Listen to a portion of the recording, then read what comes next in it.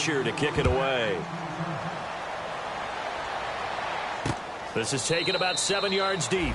And not wanting to risk anything here late in the half, he'll just take a knee and they'll bring the football out to the 25. The Bears offense now getting ready to take over. And with time quickly fading here in the second quarter, not sure how aggressively, offensively they want to play this.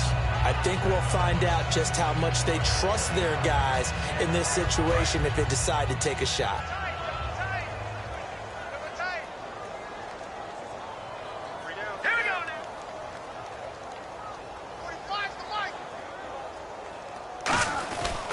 Starting the drive with Mason on the ground. And he'll go down right at the 30-yard line. Give him 5 on the carry there, and it'll be second down. And quickly, they get to the line. They'll throw now on the final play. And a little floater there is incomplete. So we come upon halftime here in this NFC wildcard matchup, as we'll send you down to Orlando, where Larry Ridley has our EA Sports halftime report. Larry? Both teams appear ready for the fight ahead, and we resume action here in quarter number 3. That'll be taken in the end zone. And no run back here. This will be a touchback, and it comes out to the 25-yard line. Atlanta now coming out on the field. They have the lead. Now they'll be looking for some separation here as we begin the third quarter. I like the way you term that, because now I think they go a little bit deeper into their playbook. They like what they did in the first half. That worked okay. But in order to get the separation that you just talked about, change things up a little bit. Change your tendencies. Try and hit them a little bit more with some things they didn't see in the first half. We'll see if they do just that. On first down, Bortles. And he'll go down. The Bears get there for the sack. Eddie Goldman in there to get him. And that's sack number 6 for him on the year.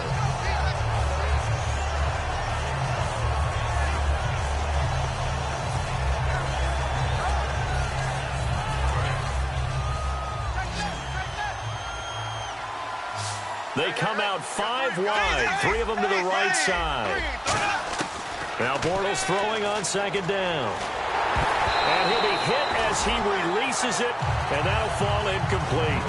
Well, the numbers have been good in the passing game, and certainly a big reason why they have the lead. But now here, third quarter, maybe go to the run game a little more? Yeah, perhaps. I mean, after that incompletion, a little credit to the defense for shutting them down on that play. Maybe you try and run the football a little bit more in this spot. But they have to feel good about how they've been throwing it overall. It's a 5-receiver set. 3 to the left, 2 to the right. Strong running. A loss of a yard, and it brings up 4th. Here's Matt Bosher now as the drive goes backwards, so he's on to punt it away.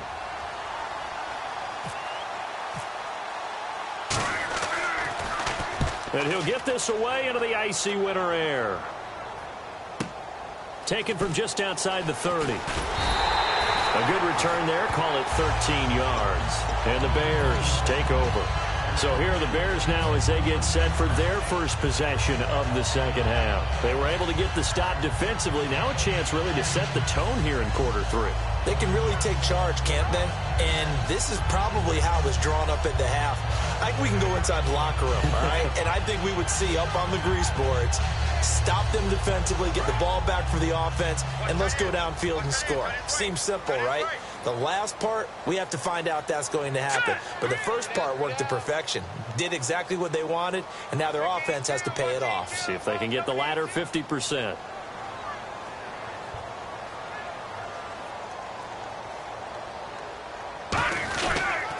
A handoff to start the drive to Mason. And a minimal gain here as he's up to about the 47-yard line. 3 yards on the pickup there, and it'll be second down. You know that old expression, it's not my night? It hasn't been his so far. I don't know if the legs are a little bit heavy. Sometimes having to hang out all day and play doesn't exactly play to your advantage, but it's been a tough go for him. And every time he looks up, somebody's there defensively. That was the same case on that play. And it's a short one here, complete to the tight end. That catch good for 5. It's third down. And there's another completion to the tight end. And let's face it, it is hard to overthrow a 6'6" target. It is indeed. Quarterbacks like their speed guys. They like that huge 6'6" target that they've got in him. They really do, and it reminds me of what one great tight end told me once. He had told his quarterback, just make sure you throw it up there, you know, kind of like put up on the top shelf where the kids can't get it. It's caught at the 10. Touchdown, Chicago. Kevin White, 47 yards. And the Bears have cut it to within a score. And correct me if I'm wrong, that was just a simple fly route, wasn't it? No, there's nothing to correct at all. You've got it down pat. And I just remember as a player, when I'd be in practice sessions and I'd hear 9 from the receivers, that meant fly route, go, look out. That was the 9, and he just kept going all the way into the end zone for the touchdown. That's fielded in the end zone. And he'll take this one near the 25, call it the 26-yard line. Atlanta now coming out on the field. And on the last go-around, they really couldn't get anything going. They had to punt from deep inside their own territory, which means you're going to lose the field position battle as a general rule. What they're looking for now is a little more consistency. Move the ball at least a few times. Looking for Jones, and it's intercepted. A great read, and it's picked off. And he'll return it to the 24-yard line. The Bears offense now heading back out onto the field, and they're going to need another score. Got one last time, but still down here. When you're playing catch-up, every possession becomes crucial, doesn't it? It's vital. Get back out on the field, punch in the end zone again. They know it's not easy, but what they do have going for them, they did score the last time. They think they've got a good formula working. And what about the defense? Well, now you're just saying to yourself, okay, gave up a score last time. What adjustments do we need to make to slow them down now and get the ball back for our own offense? Is it more pressure? Is it more zone? What do they have to do? They're trying to figure that out themselves. And for a third time tonight, he's intercepted. It's Desmond Trufant. Partner's bad enough when you just can't hold on to the football. But when your quarterback's throwing it to the other team, that's 3 interceptions now, 4 turnovers for the game. You really have no chance to win the football game. They come out here in the eye. They'll give it to him right up the gut. And he'll take this one up over the 20 to the 21-yard line. 5 yards is the tally on first down. That brings up 2nd and 5. And there's a run to be happy with. Good, solid yardage. He'll take that any time you hand the ball to a back.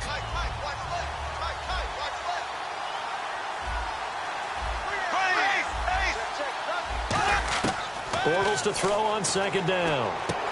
And he's got his man on the out route. And he's going to get this one across the 30-yard line. Give him 10 yards on that one, and that'll earn him a fresh set of downs. And a good quarterback facing zone coverage. If he has just a little bit of time to survey the scene, that's what's going to happen. No doubt about it. If there's no pressure, he's going to continue to pick them apart because he'll have all that time to find someone open downfield. He can only cover for so long. So maybe they want to go to a zone blitz scheme, get a little bit more pressure. Remember when Carolina did that against Denver? They lost the game ultimately. They dropped the defensive end out, and he ended up with an interception in that game in Super Bowl 50. Maybe some sort of scheme like that to try and get more pressure at the passer. Bortles again here on 2nd and 10. Firing quickly here, and that's complete. And he goes out of bounds across the 40-yard line. They like going to him in the slot. He catches another one. I think this comes under the heading of, until they stop him, why not go back to him? He has something going really well. Great working relationship with the guy throwing the ball, and they keep making the connection.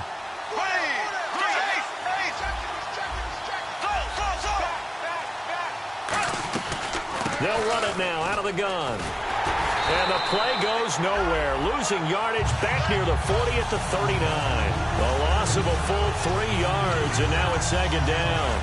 Man, wasn't that long ago that the guy playing that spot was an outside linebacker type of a guy. Now, as a defensive end, how about the speed that he used to get into the backfield and make the play? 2nd down, offense behind the sticks here. 2nd and 13.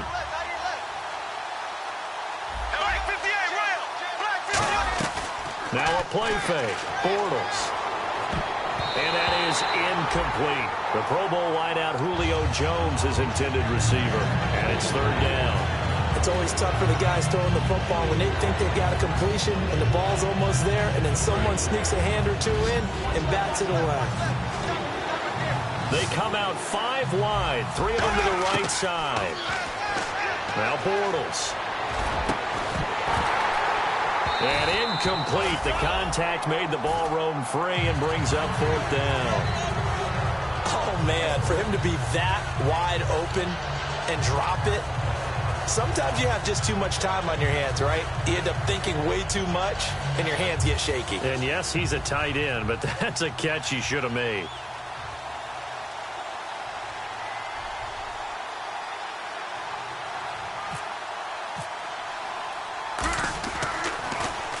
He gets this one away, and, boy, it's another boomer.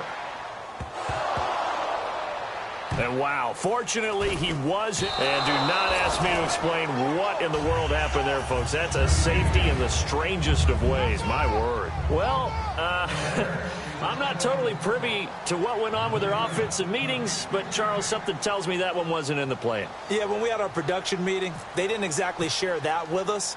But I'm pretty sure that on the play sheet, the run backwards into your own end zone play was not written down. This is taken at about the 14. And he'll be out of bounds, getting it across the 25.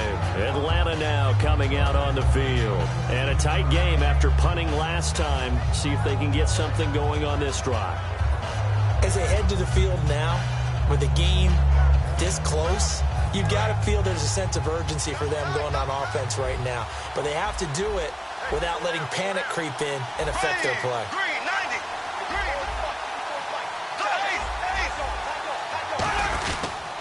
And on the ground they go with the running back. And this has been a recurring theme tonight for sure. Nowhere to run. Back to the line of scrimmage, that's all. Wasn't able to get anything, no gain. Fumbled once already. Maybe he's being a little careful. Not necessarily on that play, but I'm sure that's in his mind somewhere. Oh, without a doubt, because protecting the football is job one for anyone who's carrying it. And that's exactly what he tried to do on that play, but it didn't gain him any yardage.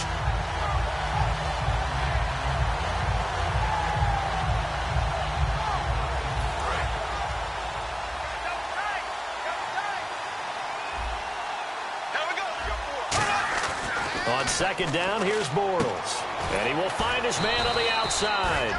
They'll wind up getting 10 back as that sets him up for 3rd down. Partner, it's a lot of fun watching the NFL now, isn't it? Because when the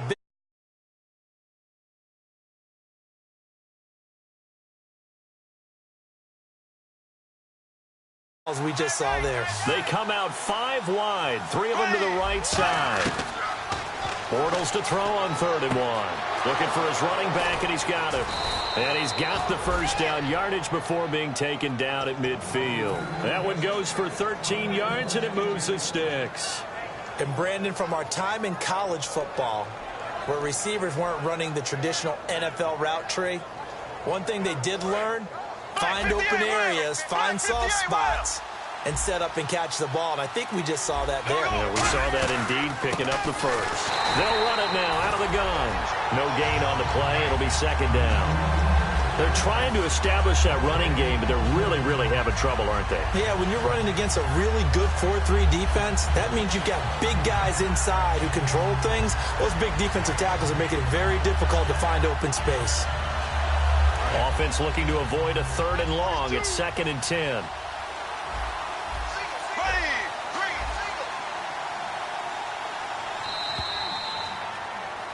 Back now at Soldier Field.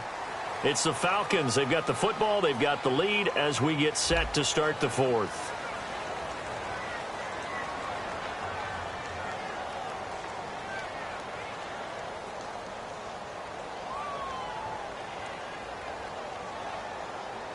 So they're still at the original line of scrimmage here. 2nd down and 10.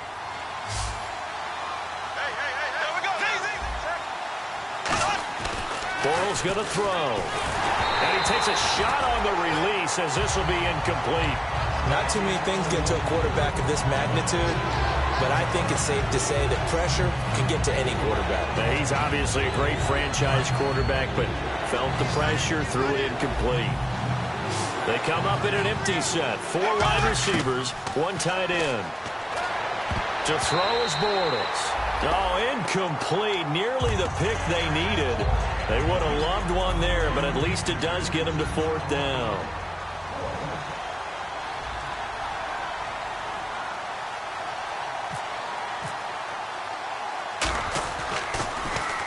And the kick's away as he angles this one for the sideline. And this will hit just beyond the goal line as it's into the end zone for a touchback. And now the Bears coming out as they get ready. And with 3 interceptions thrown already, we'll see. Do they rely more on the ground game here? They may have to change things offensively to try and settle things down, not just for the guy throwing the ball, but for the rest of the offensive unit, because their confidence has to be shaken a little bit. And you just wonder, is the backup going to start to warm up a little bit over on the sideline? And it drops down incomplete. Thought he might have had it. Instead, second down. And when all else fails as a defender, when you're not there in the coverage, your best friend is exactly what we saw there. A big play shot taken by the offense. Unfortunately, it ended in a big drop. 10 yards still left on second down. A play-action fake. They'll look to throw. And for the 4th time tonight, it's an interception. Picked off by Jalen Collins. And he'll return it to the 24-yard line. Here comes the Falcon offense now as they get set to take over here. They're out in front. Last time they had to punt it away. We'll see if they can add to their lead now. They don't want to go out and punt it away again. This team now wants to get a cushion, put people away. They want to run their offense and have it end up in the end zone. They'll give it to him right up the gut. And he is into the end zone for a Falcon touchdown.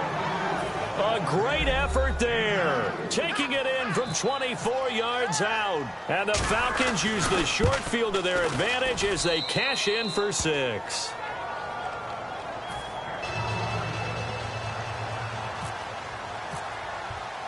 Now after the touchdown, it's Bosher to kick it away. This is taken about 7 yards deep. And no run back here. This will be a touchback, and it comes out to the 25-yard line. And now Chicago getting ready to go as they take the field. And following the interception, we'll see what they can put together on this drive. I can hear my old college coach right now. He always used to tell us before every game, the team making the fewest mistakes will win. What they're hoping is that last mistake is their only one of the game. Coaches, that's all they talk about, turnovers, right? Minimizing those and maximizing opportunities. Green's got it over the middle. A good pickup there. 8 yards on the first down completion. And that's one of his advantages of a passer, is it not? With his height, setting back there in the pocket, firing it over the middle, he can really see everything clearly. It is, and I know that other quarterbacks get it done different ways, all right? You don't have to be his height to make a great play. But what he does is he takes away having to make those slide steps in the pocket to find angles to throw the ball through. He just throws right over the top of it because he can see everything, and sometimes that saves time and gets the ball to a receiver quicker. Offense coming up, needing 2 yards on third down. He'll look to throw, and he couldn't hang on to it through the contact. Incomplete. That was a classic example of trying to run with the ball without securing the catch. He was thinking about those rack yards instead of making the catch first and then taking off. This is away and a very good kick, angled for the sidelines. And they won't risk defending a return here. That one's out of bounds, and it'll be spotted at the 14-yard line. Atlanta now coming out on the field. And that recipe on their last drive that resulted in a touchdown looked pretty good, so they'll be hoping to do that once more. And it takes me back to when we sat with the offensive coordinator and the head coach. They felt pretty good about their game plan and thought there were some holes in the defense, and they exploited them the last time out. Let's see if they can come back and put together a similar drive. And we'll see if they can do just that. Well, they went for the big play there, but that drop could really hurt their momentum. And on 2nd and 10 now.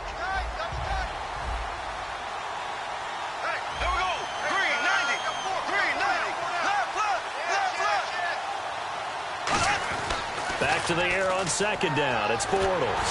Nowhere to escape, and he goes down. Jonathan Bullard. He's the one that got to him. He takes him down for a loss of 9. 2nd down, sacked by the defense. What type of pressure will they bring here on 3rd? We'll see. Back near his goal line. Here's Bortles. And he's got his big tight end over the middle, complete. And he's brought down after a good gain. He's played a great game. It continues right there, even with this lead, confident to throw the pass and have the reception made. There's no doubt who the leader of their team is there? There's no doubt who they want to ride all the way to the finish. The strategy would tell you, run the football, run the clock down. Instead, they're letting him throw it because they feel that confident in what he's getting done. When you call a wide receiver screen, no matter how many blockers you get in front of the guy that catches the ball, there's still an aspect of the guy catching it, turning into a runner, breaking tackles and creating his own yardage, and he just did on that play. They come out here in the eye. And they'll run it here. And he'll go down right around the 47 this time. It's a gain of 4 there, and it gives him a new set of downs. So many teams want to throw the ball in this situation nowadays, but I love watching a team that has enough confidence to go ahead and run the football in that situation. That's almost a tendency breaker.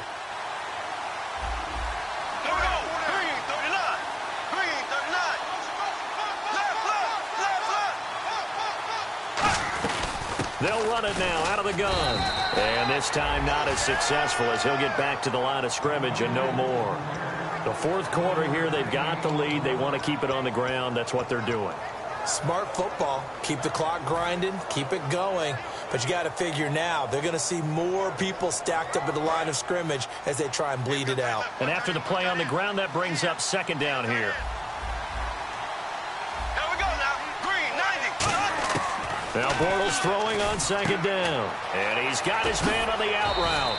And he gets this inside the 35-yard line. He goes for 18 there as the drive will continue. And defensively, they just don't seem to have much of an answer for this passing game. Not at all. Look at the confidence that's exhibited here. With that type of a lead, clock on their side, instead of running it, they're still throwing it, trying to pick up first downs and keeping the football. Now a handoff here to his running back. And he'll get a little over 2, maybe a full 3 down to the 32-yard line. We always like to talk about defense in terms of levels. First-level defensive line, second-level linebackers, third-level defensive backs. On that run, that was what we call a first-level run, and it was stopped by a second-level player. Second down following the run.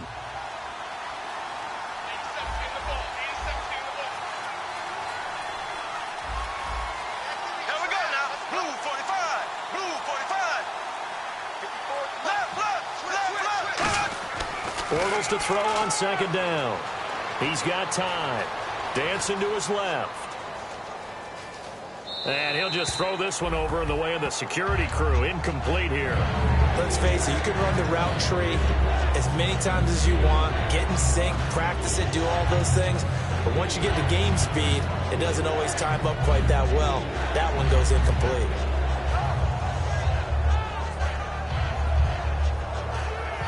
An 8-play drive to this point. So here's play number 9 on 3rd and 7. They'll run it now out of the gun. And he'll be brought down at the 27-yard line. Call it a gain of 5. 4th down now. Frustrating for a defense, energizing for an offense. Finding a way to create that type of yardage in your running game, that'll make the guys carrying the ball very, very happy.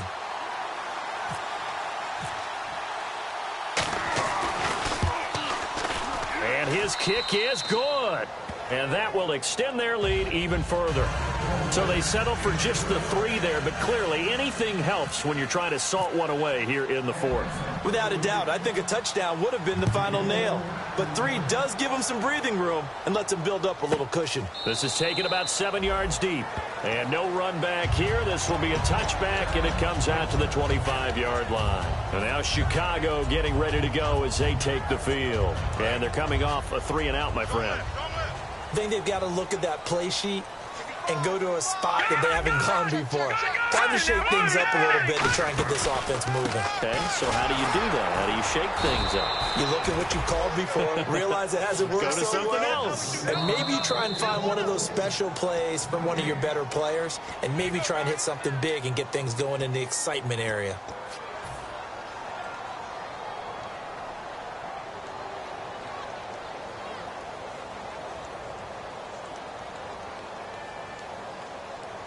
Offense still needing 10 yards. Second down. Green alone out to the right. Off the play fake, he'll look to throw. And it's a short one here, complete to his tight end. The reception good for 7. It's third down. So much goes into a successful play, doesn't it? How about that play action there? Freezing the defense just enough to bring the tight end free downfield for the completion. He hits White, complete. Oh, he's got a little daylight. Touchdown, Chicago. Kevin White, his second touchdown of the night. And the Bears draw a bit closer. And they put it in the end zone, which was job one. Now they have to convert, and then it's decision time, isn't it? Yeah, so this is what all teams go through. You look at the clock, you're inside 2 minutes, look at your timeouts, make that onside kick decision. Yeah, how do you feel about your defense, where you are in terms of the scoreboard, and the time left on the clock, as you noted, so many things to go through. And now a whistle and a timeout called by the kicking team. It's just their first. They've got 2 more to use here in the final stages.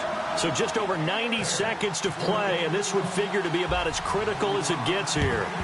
And a good job here by the Falcons. Their hands team able to recover it. And now looking at the clock here, they do have 2 timeouts, but even if they force a 3 and out, they're going to have very little time remaining.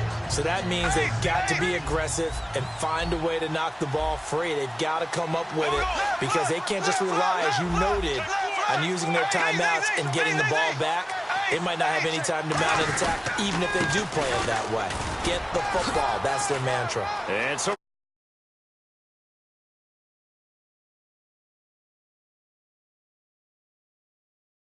well, it'd be real easy to say that they are firmly in control right now, but I'm looking at your face and I'm thinking I've got to be careful with that. Well, it's a 2-score game. You're inside of 2 minutes. I think you can breathe relatively easily now. Yeah, you can, but still, you got to stay vigilant. Can't give up anything cheap and easy. That could put you in some jeopardy.